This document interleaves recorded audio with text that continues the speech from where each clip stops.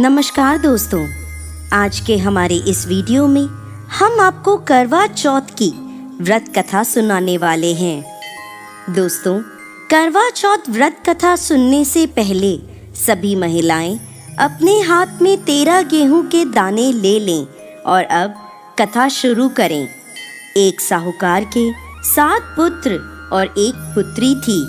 एक बार कार्तिक मास की कृष्ण पक्ष की चतुर्थी तिथि को साहूकार की पत्नी सहित 7 बहुओं और बेटी ने करवा चौथ का व्रत रखा।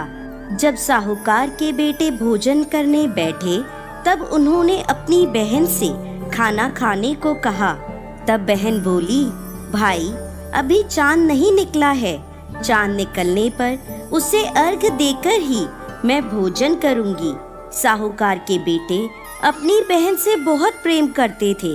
वो अपनी बहन को भूख से व्याकुल नहीं देख पाए और शहर के पास की पहाड़ी पर एक दीपक जलाकर चलने की ओट में रख दिया और बहन से बोले, देखो बहन, चांद निकल आया है, अब तुम अर्घ देकर भोजन कर लो। साहूकार की बेटी ने अपनी भाभियों से कहा, भाभी देखो चांद निकल आया है, आप भी अर्घ देकर भोजन कर लो। ननद की बात सुनकर भाभियां बोली, बाईसा ये तो आपका चांद निकला है, हमारा चांद आने में अभी समय है। भूख से व्याकुल वह चांद को अर्घ देकर भोजन करने बैठ गई। जैसे ही पहला घास खाया उसे छींक आ गई। दूसरा घास खाते ही उसमें बाल निकल आया और तीसरा घास अभी खाने ही वाली थी कि उसके ससुराल से बुलावा आ गया कि पति बीमार है और जिस भी हालत में हो तुरंत ससुराल पहुँचे। उसे विदा करने के लिए माँ ने जब बक्से से कपड़े निकाले तो काले कपड़े मिले। दूसरी बार कपड़े निकाले तो सफेद कपड़े निकले। तीसरी बार फिर बक्से में हाथ दिया तो काले कपड़े मिले। बेटी बोली, माँ तुम ये सब रहने दो, मैं जाती हूँ। माँ घबराकर बेटी से बोली, बेटा रास्ते में जो भी छोटा बड़ा मिले सबके पैर पड़ती जाना। जो भी बूढ़ सुहागन होने का आशीर्वाद दे वहीं अपने पल्ले में गांठ बांध लेना। बेटी बोली, ठीक है, और वह अपने ससुराल चल दी। रास्ते में उसे जो भी मिला वो सबके पांव छूती गई। सबने सुखी रहो, पीहर का सुख देखो, खुश रहो, ये आशीर्वाद दिया। ऐसे ही वह अपने ससुराल पहुंच गई। ससुराल के दरवाजे पर छोटी ननद खेल रही थी। जब उसके पांव छुए तो उसने आशीर्वाद दिया, सदा सौभाग्यवती रहो, पुत्रवती हो। ये सुनते ही उसने अपने पल्ले से गांठ बांध ली।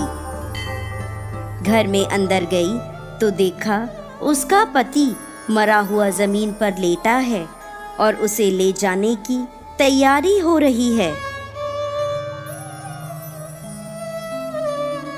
वो बहुत रोई, बहुत चिल्लाई। जैसे ही उसे ले जाने लगे वो रोती चिल्लाती बोली, मैं इन्हें ले जाने नहीं दूंगी। फिर भी जब कोई ना माना तो बोली, मैं भी साथ में जाऊंगी। नहीं मानी तो सब बोले, ले चलो साथ में। वो साथ साथ शमशान में चली गई। जब उसके पति के अंतिम संस्कार का समय आया, बोली, मैं इन्हें नहीं जलाने दूंगी। सब बोले, पहले तो पति को खा गई, अब उसकी मिट्टी भी खराब कर रही है। लेकिन वो नहीं मानी, अपने पति को लेकर बैठ गई। गांव के और परिवार के सभी बड़े लोगों ने ये निर्णय लिया कि रहने दो इसे यहाँ, इसके लिए एक झोपड़ी बनवा दो। वो वहाँ अपने पति को लेकर रहने लगी। अपने पति की साफ सफाई करती और उसके पास बैठी रहती। उसकी छोटी ननद दिन में 2 बार आकर उसे खाना दे जाती थी और वह हर चौथ का व्रत करती, चांद को अर्घ देती, जोत देखती। और जब चौथ माता ये कहती हुई आती, करवो ले भाइयों की प्यारी करवो ले, घड़ी बुखारी करवो ले, तो वह चौथ माता से अपने पति के प्राण मांगती। पर चौथ माता उसे ये कहती, हमसे बड़ी चौथ माता आएगी तब उससे अपने पति के प्राण मांगना। ऐसे एक एक करके सभी चौथें आईं और सब यही कहती चली गईं। अश्विन की चौथ माता बोली, तुझसे कार्तिक की चौथ माता नाराज हैं, वो ही तेरा सुहाग लौटाएंगी। जब कार्तिक की सबसे बड़ी चौथ करवा चौथ आई तो उसने अपनी छोटी ननद से 16 श्रृंगार का और सुहाग का सामान मंगवाया और करवे मंगवाए। सास ने सोचा पागल हो गई है, जो मांगती है दे आओ। साहूकार की बेटी ने करवा चौथ का व्रत रखा। चांद निकलने पर अर्घ दिया, चौथ माता की जोत करी।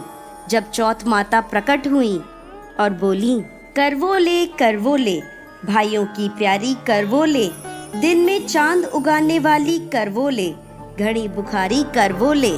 तब उसने उनके पैर पकड़ लिए और बोली, माता मेरा सुहाग वापस करो। चौथ माता बोली, तू तो बड़ी भूखी है, 7 भाइयों की प्यारी बहन है, तुझे सुहाग से क्या काम। तब वह बोली, नहीं माता, मैं आपके पैर तब तक नहीं छोड़ूंगी जब तक आप मेरा सुहाग वापस नहीं करती।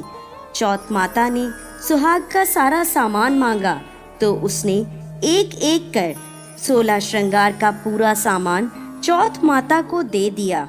चौथ माता ने अपनी आंखों से काजल निकाला, नाखूनों से मेहंदी निकाली, मांग से सिंदूर निकाला और चिटकी उंगली का छींटा दिया।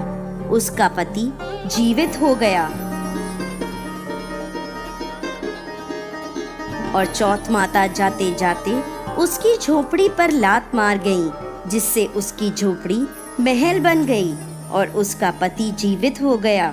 जब छोटी ननद खाना लेकर आई तो देखा भाभी की झोपड़ी की जगह तो महल खड़ा है।